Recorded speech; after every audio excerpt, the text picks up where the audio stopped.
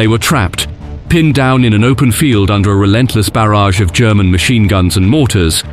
The 3rd Battalion of the 502nd Parachute Infantry Regiment was on the brink of annihilation.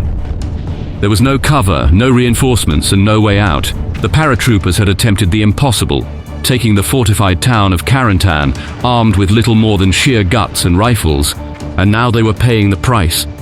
Failure here wouldn't just mean their destruction. The entire Normandy beachhead risked a devastating German counterattack if the crossroads town wasn't taken. Lieutenant Colonel Robert Cole refused to let it end like this for the Screaming Eagles. He had one last, desperate idea, one so reckless it bordered on madness: a bayonet charge.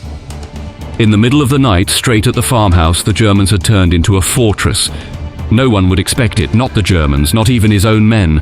At 6:15 a.m., with smoke curling across the battlefield from American artillery, Cole blew his whistle, drew his Colt 45, and sprinted into the haze. Bullets whipped through the air, but Cole kept running. Then he glanced over his shoulder and his stomach dropped. Instead of the 250 men who should have been storming behind him, the field was empty. Only a handful had left cover. Alone in the open field, it felt like a nightmare. Cole gritted his teeth and pushed forward, firing his pistol blindly into the smoke. He would take on the Germans alone if he had to.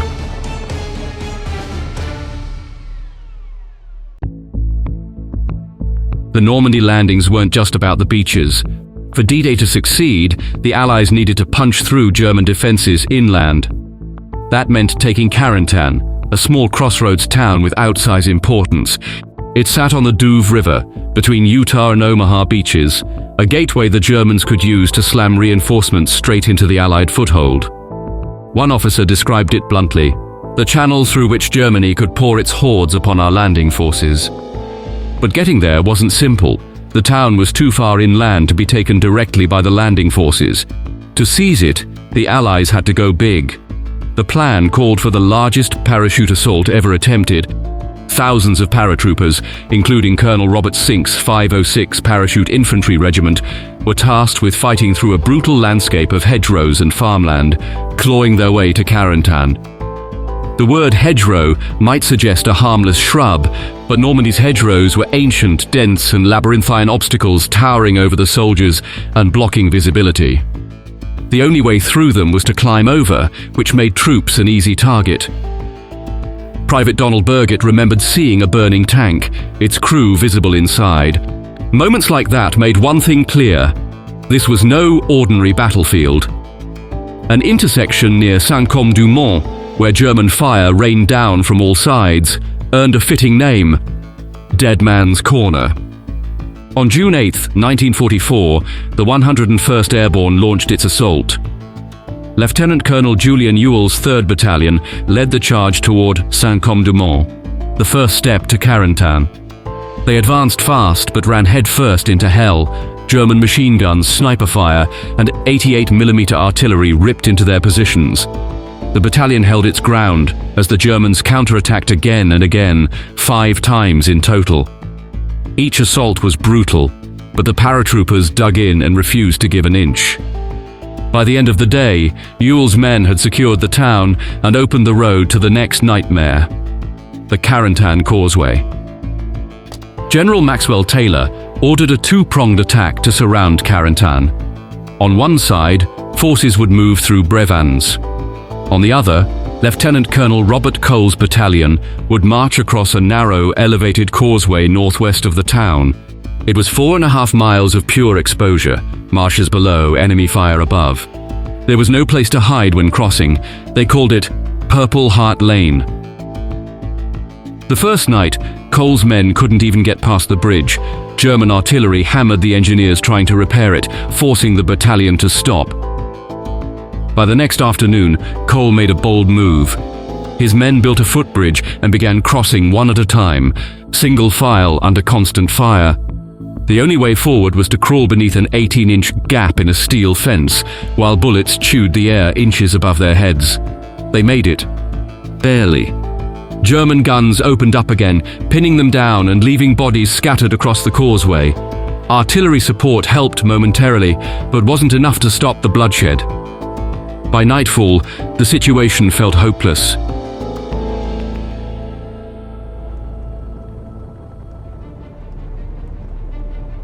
The scouts brought grim news. The German stronghold was a heavily defended farmhouse beyond Bridge 2, bristling with machine guns, mortars and rifles. Artillery strikes hammered the building, but barely scratched its defenders. Lieutenant Colonel Robert Cole knew there was no other choice. The farmhouse had to fall. Cole didn't hesitate. He ordered a bayonet charge, a desperate move against an entrenched enemy.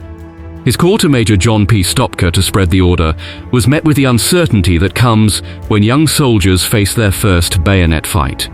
At 6:15 a.m., under the cover of smoke from American artillery, Cole blew his whistle, drew his Colt 45 and charged into the haze. He was alone. Instead of 250 men storming behind him, only 20 left cover. Another 10 followed Stopka. The rest hadn't heard the order in the chaos. For Cole, there was no turning back. He dashed forward, firing his pistol into the gloom. He remembers thinking, "God damn, I don't know what I'm shooting at, but I gotta keep on." His frustration reached a climax as he waved his arms frantically, shouting for the men to spread out. Instead, the inexperienced soldiers bunched together, making them easier targets for German fire. Bullets tore into the earth around them, and men fell, scattered across the muddy field. When the first soldiers finally reached the farmhouse, they found it empty. The Germans had abandoned it, retreating to higher ground. Cole's bold charge had been for nothing, or so it seemed. The bayonet charge, disorganized and reckless, somehow worked. Cole would later receive the Medal of Honor for his courage that day, the only soldier in the 101st Airborne to earn it during the Normandy campaign. But there was no rest for the weary. Sporadic gunfire continued through the morning, and around noon, the situation took another turn. A message arrived. The enemy had requested a truce. It was a lie. The truce had actually been requested by Brigadier General Anthony McAuliffe for the Americans to evacuate their wounded. Major Douglas T. Davidson, a regimental surgeon, even crossed enemy lines under escort to negotiate with the Germans. But the enemy commander refused to meet him. The Germans had used the lull to prepare for an all-out assault. Cole's men were pinned down under the relentless barrage. He radioed for permission to return fire, but was told to hold back until Davidson confirmed the situation. That restraint lasted only moments. As Davidson returned, German guns erupted with brutal ferocity. Machine guns, mortars and artillery unleashed what seemed like the full fury of the Wehrmacht. Cole's paratroopers fought back, retaliating with everything they had. Still, the attack pushed them to the breaking point. Cole, watching from the farmhouse's second floor, knew the position couldn't hold. He requested cover fire and smoke for a withdrawal, but the radio failed. The chaos reached a fever pitch until Captain Julian Rosemond finally contacted the artillery command. Moments later, American shells rained down on the German positions. The guns went silent. Patrols confirmed the Germans had pulled back, retreating towards Carentan. Relief arrived by nightfall. The 2nd Battalion replaced the battered remnants of the 1st and 3rd Battalions. Cole's men had done everything humanly possible, but it wasn't enough. They were too shattered to press forward. Carentan would have to wait at least one more day. Flanked by marshes and rivers, the only way into the town was a narrow causeway exposed to relentless German fire. The defenders were veterans of the 6th Parachute Regiment, battle-hardened troops with orders straight from Hitler: hold the town at all costs. At 1:45 a.m. on June 10th, the assault began. The 502nd Parachute Infantry Regiment attacked from the south, while the 327th Glider Infantry Regiment crossed the Taut River to flank from the northeast.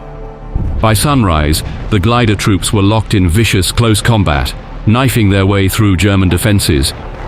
Meanwhile, the 502nd advanced along the causeway, a gauntlet of machine guns and artillery that turned the narrow road into a slaughterhouse. By nightfall, German bombers added to the carnage. Private Donald Burgett captured the horror. The air stank of burnt flesh and smoldering equipment. It was hell on earth. Yet despite devastating losses, the paratroopers pressed on. They had to. On June 11th, smoke covered fresh assaults as men grappled in the ruins with bayonets and grenades. One company, pinned down for hours, was finally granted a temporary truce to recover the wounded and fallen. In a brief moment of shared humanity, soldiers from both sides emerged from cover to drag their comrades from the battlefield. Brigadier General Anthony McAuliffe took the opportunity to offer the Germans a chance to surrender. Their answer came in the form of renewed counterattacks. The Germans struck with everything they had: rifles, machine guns, mortars. The Americans held firm, returning fire with every weapon at their disposal. As night fell, the paratroopers were pushed to the brink, but German resolve was cracking. Under the cover of darkness, Oberst Friedrich von der Heydte began retreating his battered regiment towards Carentan. Taylor's forces didn't let up. Artillery shells, naval gunfire, and airstrikes battered the German rear, leaving Carentan in ruins. By dawn on June 12th, the last remnants of the German garrison had fled. American troops stormed into the shattered town, dodging sniper fire as French civilians emerged cautiously from hiding. Cheers soon erupted as the townspeople embraced their liberators, uncorking hidden bottles of wine. Children danced in the rubble while exhausted paratroopers sat in silence, too drained to celebrate. Carentan was theirs, but victory came at a price. Major John J. McGuinness, a World War I veteran turned civil affairs officer, arrived on June 13th to assess the devastation. The Hôtel de Ville was a crumbling shell. Trenches and glass from shattered windows scarred the gardens. Soldiers warned McGuinness to leave immediately. "The Krauts have counterattacked. Get out while you can." But McGuinness stayed, stepping carefully through a town that was still a fortress in ruins. On June 14th, the Germans launched their final counterattack. The 101st Airborne, now seasoned and resolute, held firm, driving the enemy back once and for all. By June 15th, Carentan was secure, and the paratroopers could finally breathe. Private Harold Stedman, a member of the famed Filthy 13, paused to salvage labels from cans of carnation milk, an odd souvenir that reminded him of his pre-war life in a carnation factory. Rebuilding began almost immediately. McGuinness met with the town's new mayor, an elderly man named Jorate, to discuss clearing the rubble and restoring basic services. General Maxwell Taylor personally apologized to the townspeople for the destruction, urging cooperation in rebuilding their shattered home. Soldiers hauled debris and worked to keep the water supply clean. For a brief moment, the war seemed distant. On June 19th, the 101st Airborne crowded into the Jeanne d'Arc Theatre to watch Andy Hardy's Blonde Trouble. Laughter rang out in stark contrast to the violence that had consumed Carentan just days earlier, but even moments of levity were fleeting. Drunken paratroopers clashed with military police, forcing Taylor to impose a curfew and limit alcohol. By the end of June, Carentan was firmly under Allied control.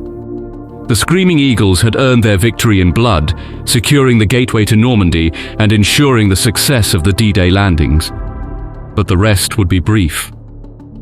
The men of the 101st were already looking ahead to September, when they would face a new crucible in Operation Market Garden.